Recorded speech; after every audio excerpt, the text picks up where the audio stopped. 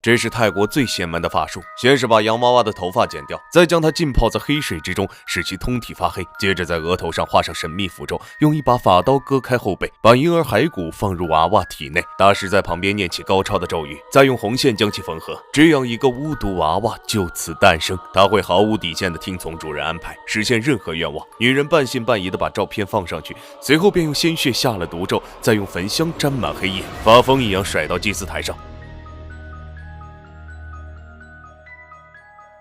伴随着魔童的哭笑声，女人跪在地上虔诚祷告。Con thương mẹ thì đừng để họ hại mẹ。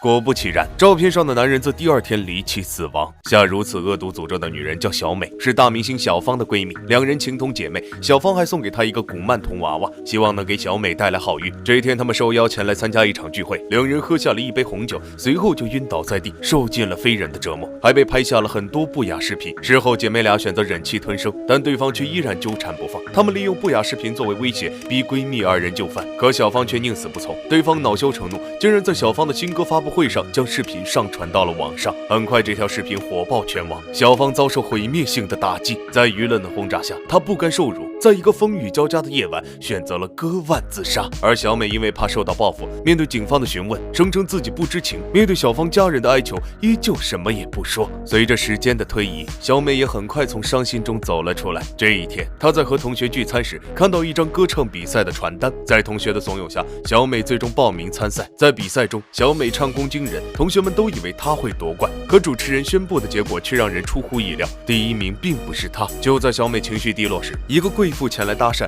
她表示很喜欢小美的歌声，随后邀请他们一起共进晚餐。吃饭时，贵妇不经意间聊起小美手中的娃娃，表示这种娃娃一定要请大师开光才会给人带来好运，不然的话就会霉运不断。这番话勾起了小美的兴趣，于是她找到贵妇引荐的大师，准备为娃娃召唤灵魂。